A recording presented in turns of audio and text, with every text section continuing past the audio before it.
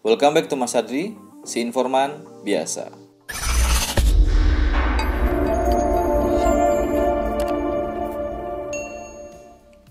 Saya rasa sebagian besar orang yang suka nonton film Hollywood tidak asing dengan nama rumah produksi film 20th Century Studios. Tapi yang saya mau share di sini bukanlah film-film yang sudah dihasilkan oleh rumah produksi ini, tetapi cerita singkat mengenai salah satu orang penting yang bernama Scott Neeson.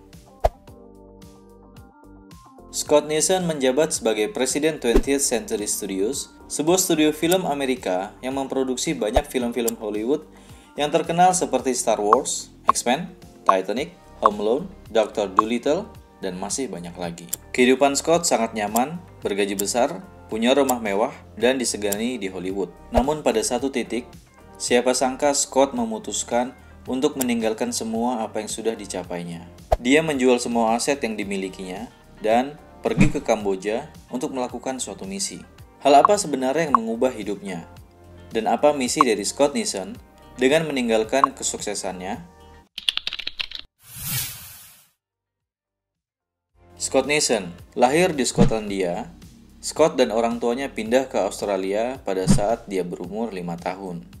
Scott kecil adalah anak yang sangat aktif, bahkan mungkin cenderung hyperaktif. Dia mengingat masa kecilnya sebagai anak yang sulit belajar, sulit berkonsentrasi, dan menyerap pelajaran. Hal ini akhirnya membuatnya menyerah dan tidak menyelesaikan sekolah SMA-nya. Melalui program pemerintah Australia, dia mendapatkan pekerjaan sebagai seorang proyektor film di sebuah bioskop. Etos kerjanya yang baik membuat perjalanan karirnya cukup mulus. Dia naik posisi sebagai asisten marketing, dan pada tahun 1987, dia menjabat sebagai Director of Distribution Arm di 20th Century Fox, Australia. Puncak karirnya adalah ketika dia berhasil menjabat sebagai Presiden 20th Century Fox di Los Angeles pada tahun 2000 selama 10 tahun. Bisa dibilang dia memiliki segalanya. Uang yang banyak, rumah mewah, kapal mewah, mobil mewah, teman-teman dari kalangan selebritis, dan terpandang di Hollywood.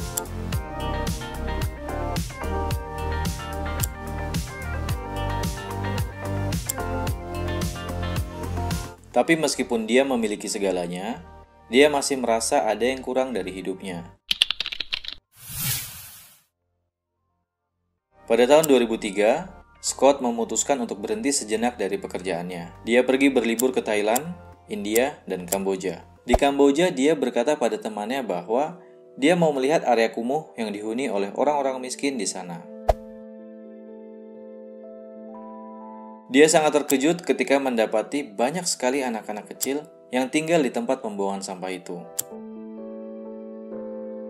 Mereka mengais sampah demi mencari sesuatu yang bisa dijual untuk makan.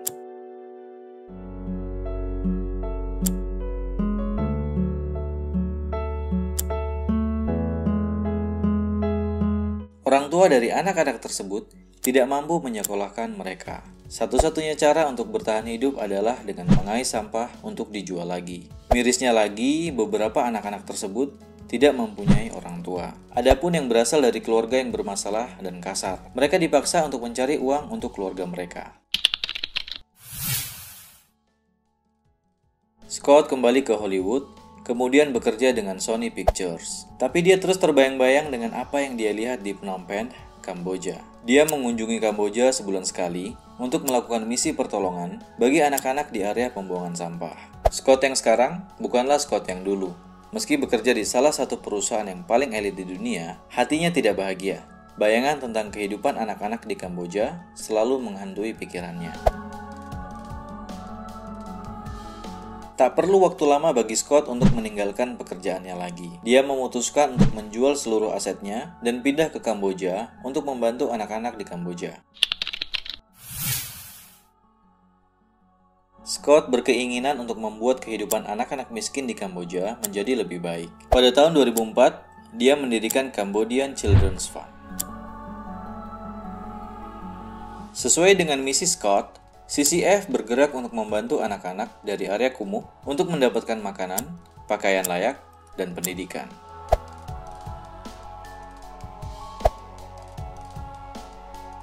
Berawal dari membantu 45 anak, kini CCF sudah menjangkau sekitar 2.000 anak dan 12.000 masyarakat sekitar melalui program pelayanan kesehatan, pengasuhan anak, dan juga pelatihan SDM.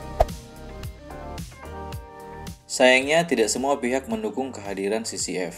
Beberapa kelompok bandar narkoba mengancam Scott dan bahkan melakukan aksi ekstrim seperti menyiram air keras ke wajah salah satu karyawan CCF. Meski jiwanya terancam, Scott tetap fokus dengan misi kemanusiaannya.